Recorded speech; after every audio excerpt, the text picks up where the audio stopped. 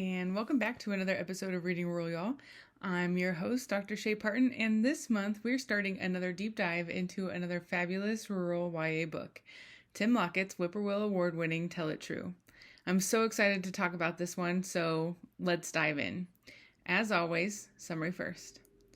Tell It True follows rural Alabama teen Lisa Reeves as she gets sucked into editing her school's newspaper. It's the only local paper her community really has, and Lisa wants to make it something serious. She wants to publish hard-hitting stories about their community instead of the fluff pieces about the goings-on at their little high school the paper published under the previous editor. So, when a local man is scheduled to be executed, Lisa fights to get a spot to cover the execution. In her quest to be a true hard-hitting journalist and cover a real story, she swings a class election, puts a friendship on the rocks, and becomes a news story herself, learning a lot of hard lessons about storytelling.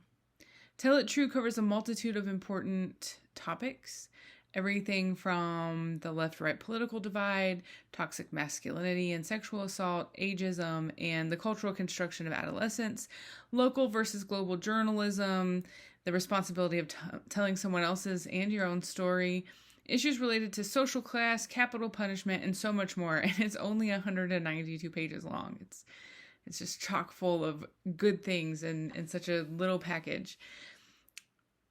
It's funny, it's dark, it's inspiring, and it invites readers to ask a ton of questions about what it means to be from and report the news in a rural place. Now that you have a general idea of the story, I'll read the first page or so to give you an idea of the writing. I will say before I read that I love Lockette's style.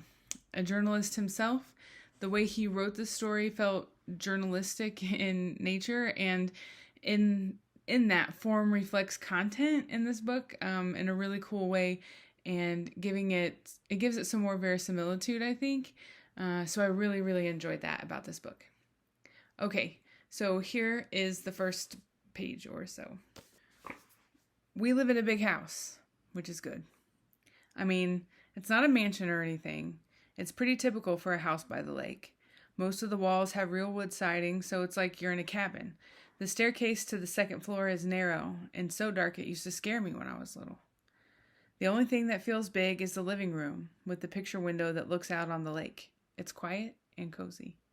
But it's big enough that I can almost get away from the sound of Mom and Dad fighting.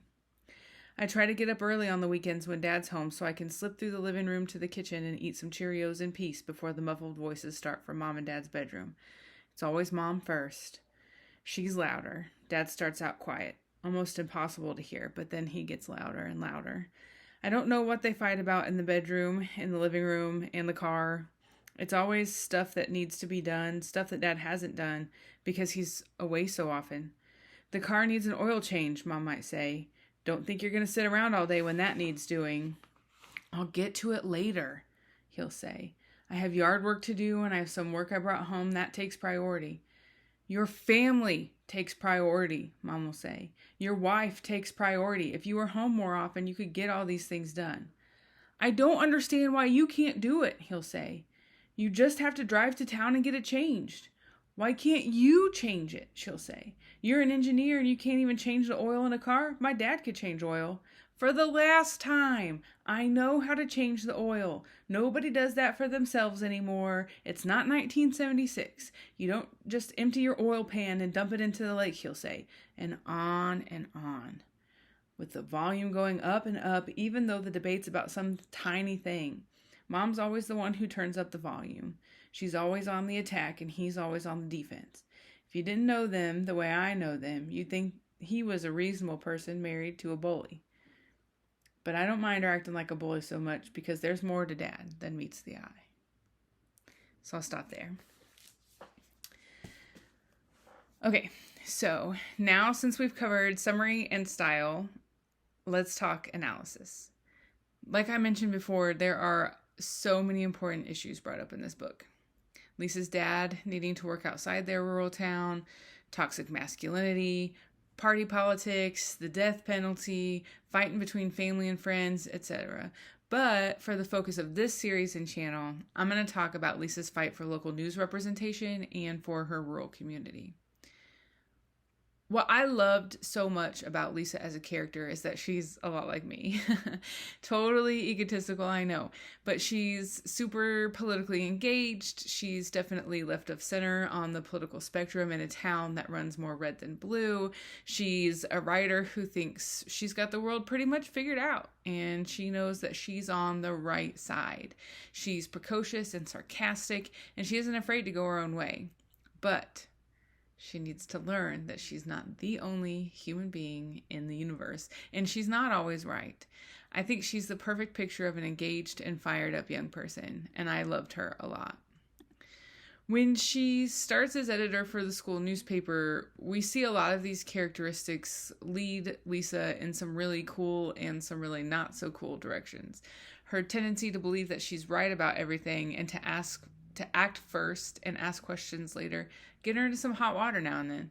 But it also makes her the perfect character to fight for representation in her rural town's story. Because of the consolidation of news media, Lisa's school newspaper is her town's newspaper, though not everyone sees it that way.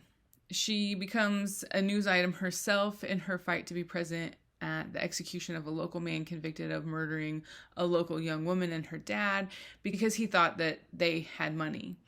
In an interview, Lisa argues that because the man was a local and the murder occurred in Beachside, her little town, that she, as the school paper's editor, should get the opportunity to report on the execution because it concerns local things. It concerns local news. And so she's talking to a reporter, and the reporter says, "Why you, though? Birmingham Buzz is a real newspaper with a long history. Their coverage will be read by people all over this county. Why shouldn't they have the seat at the execution?" To which Lisa bristles and replies, "I am a real newspaper. I mean, the Beachside Bulletin is a real newspaper. I'm a real journalist. We live here. Who's talked to the victim's family? Who's going to be here after the execution still reporting on Beachside?" So throughout the book, Lockette, through Lisa's role at her school's newspaper, shows us the importance of local news being local and the importance of fighting for local papers. Just like the other things that are often consolidated in rural communities like schools, hospitals, libraries, etc., local news outlets can struggle to stay around, especially when they're forced out by bigger news outlets. But what does that mean for the kinds of news and reporting they're getting? If their local news isn't really local, then whose perspective are they getting on themselves? And what are they missing out on in terms of what's happening in their own community? And with that big question, I'll end this episode. But I'll pick it back up in the next episode where I'll talk about possible teaching approaches for this text. Thanks for stopping by. And if y'all do me the kindness of liking, commenting, subscribing, reviewing, and recommending to a rural teacher or scholar in your life, I'd be mighty obliged. Thanks. Y'all come back now, would ya?